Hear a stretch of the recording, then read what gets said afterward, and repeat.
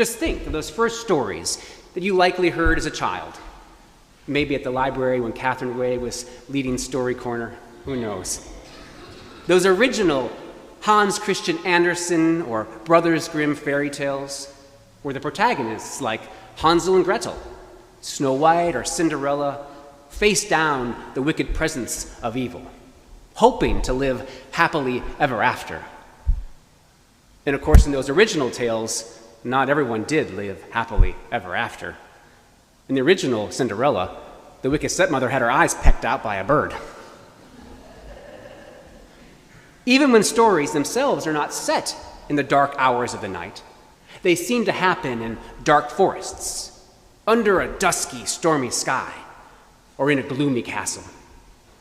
Sometimes, although they may be set in the bright light of day, our imagination surreptitiously relocates them to the dimness of a stage.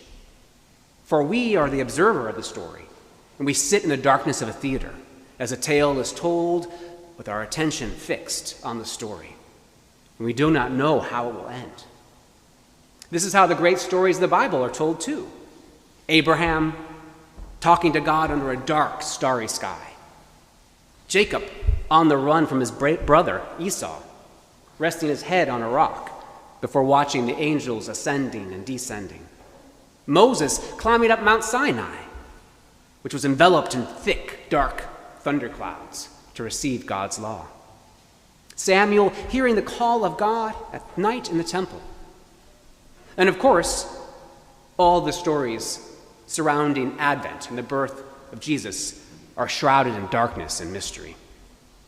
They have a fairy tale-like feel to them, but not because they're not true, but because they contain the deepest kind of truth, one that impinges upon our own understanding of the world and forms the way we live. Indeed, what we do on Christmas Eve, as we relive the story, shows us this.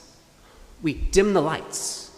We gather in darkness to listen to the story before finally cutting all the lights off and sitting in candlelight alone as we sing Silent Night, Holy Night. This is certainly true, this sense of darkness, in today's reading from Matthew as well.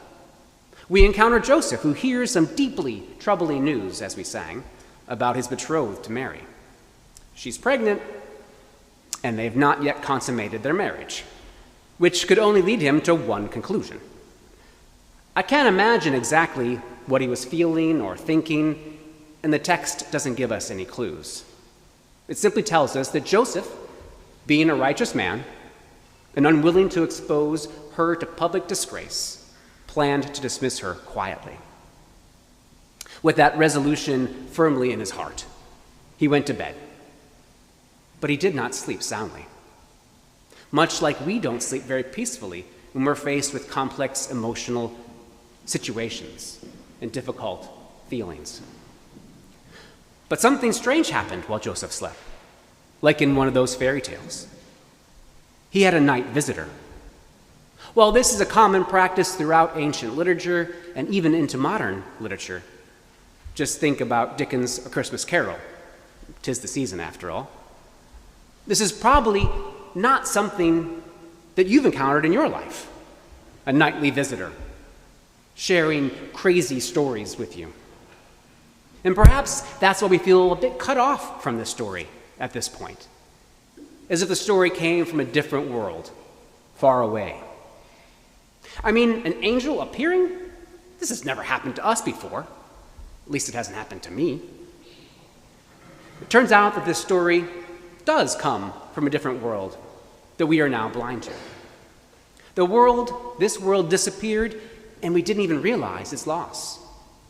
As it turns out, the invention of the incandescent light bulb changed life on Earth in ways that most humans still remain largely oblivious to. That invention was not only an industrial revolution, but also a spiritual tipping point. By providing us with good, cheap light, the light bulb allowed us to make advances in nearly every area of human enterprise, creating wealth, convincing us that there was nothing we could not handle with just a little more light. The only apparent casualty was darkness, a thing which seemed to have so little value anyway. I mean, what is darkness but absence, really? A blank space on the canvas of eternity that we could fill it as we pleased. But it turns out, darkness is of more value than we thought. The human race is not only more anxiety-ridden, more sleep-starved than it was before electricity and those constant lights illuminating our lives, but we've lost the core state of human consciousness that we once possessed. And we don't even know it's missing, unless you happen to be an insomniac. I personally have never suffered much with trouble sleeping, and I don't suffer from insomnia. But there's been a night or two in my life where I've woken up in the middle of the night, wide awake, mysteriously, and I was unable to go back to sleep. I've laid there for a couple hours, wondering what's wrong with me, before finally drifting back to sleep. Does that sound familiar to anyone out there? I'm sure it's happened a time or two. Well, if you've ever wondered why that happens, you're in good company. The National Institute of Mental Health conducted a sleep study to understand interrupted sleep patterns. What they discovered was that before the invention of that light bulb, almost no one slept 8 hours at a time. That's a modern convention, made possible by the abundance of artificial light. In the long centuries before the advent of electricity, people spent as much as 14 hours of every day living in the dark, which affected their rest as well as their activity. When the researchers recruited some of the most normal people they could find to replicate that pattern, those people began to discover states of consciousness they had never experienced before. At first, they played catch-up, sleeping on average 11 hours a day. Doesn't that sound great? Oh, I wish I would have signed up for that study, that's for sure. Eventually, however, they settled down to that core 8 hours again. But the hours were not consecutive. With 14 full hours of darkness available to them, most lay quietly in bed for a couple of hours each night before finally falling asleep. 4 hours later, they woke up and spent another couple of hours resting before falling asleep again. And it was those rest hours which turned out to be the most interesting to the scientists. Since during those hours, the sleepers were neither actively awake nor soundly asleep. Their body chemistry hovered somewhere in between, just like their brainwaves did. The director of the study said it was like finding a fossil of human consciousness, a state of awareness that had largely withered away. In prehistoric times, this rest state may have provided a channel of communication between dreams and the waking life, supplying rich resources for myth, fantasy, and indeed faith. I wonder if it wasn't the very place where God is to be found. This space for humans to encounter the divine, just like Joseph did in our gospel this morning. I share this research not to encourage you to turn off the lights and dwell in darkness for 14 hours a day, although if you want to, have at it. But I share it to spark your imagination, to invite you to see that God is present in ways that you might not have noticed previously. The world is more magical and God-filled than we take the time to observe. Our infatuation with speed and technology comes at a great cost to us. We not only lose some of our peace of mind and our sleep, we also lose a bit of our soul too. In losing this state of consciousness, we become a little less rooted in the biology of our very bodies. While our minds are quicker to adapt to new possibilities and understanding of the world, our bodies, like our language, always carry vestiges of worlds past gone. Our bodies have not evolved or fully adapted to the false environments we put them in. Always illumined, always climate controlled and protected from the threats of the outside world. We've not evolved to live in that world. It's one of the reasons I think that we suffer anxiety, stress, and chronic disease. How many scientists keep talking about forest bathing? We did some forest bathing yesterday, too. When I was staring at some trees, one of my kids asked me, "What are you doing?" And I said, "I'm forest bathing," whatever that means. But today's story invites us to rekindle the darkness of our human imaginations and to look for God's presence. This story of a man encountering an angel is not meant to be otherworldly. It was a regular occurrence to our ancestors. It's a reminder that God speaks in and through the ordinary moments of our everyday lives.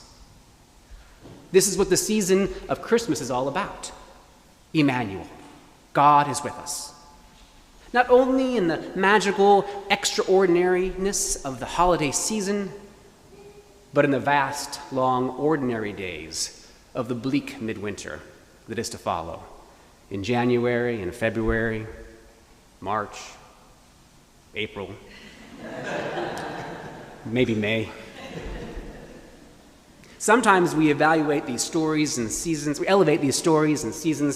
to such a fevered pitch that we cut ourselves off from the true daily occurrence of God's miracles of presence. The mystery of the incarnation is that God is made present in every child born, not just one 2,000 years ago. Yes, Jesus was a special and promised son, a means of God's saving grace. But God sends such signs of freedom and liberation to us daily, if we only have the eyes to see them. This is observable in our first reading from Isaiah. It's an ordinary story that got elevated into something else, I think. See, King Ahaz was too afraid to look for a sign of God's presence. So he did what most of us do and put his head down. But God gave him a sign anyway. "Look," God said, "it's not all destruction and ruin. Ordinary life will continue on. I will still be with you. Children will continue to be born, like that young woman who's with child and shall bear a son, and shall be called Emmanuel. By the time that child is weaned and can choose between evil and good, peace will again return to your kingdom."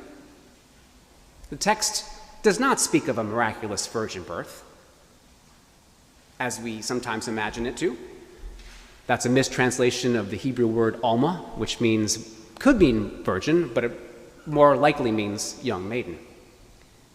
The text does speak, however, about the miracle of God's appearance in our ordinary moments, our ordinary lives. This morning we are invited to again awake to God's presence in our daily lives. But it may require us to pay a little more attention to the dark. This Christmas season, as you turn off the lights and the screens that illumine our lives and enter a world of flickering candlelight, I invite you to look for God's message, to look for God's angels. I invite you to feel God's presence, not in far-off worlds of once upon a time, but to know that God is present in your life, here and now. God is present in your sleeping and in your waking, and Jesus remains with us in our human flesh.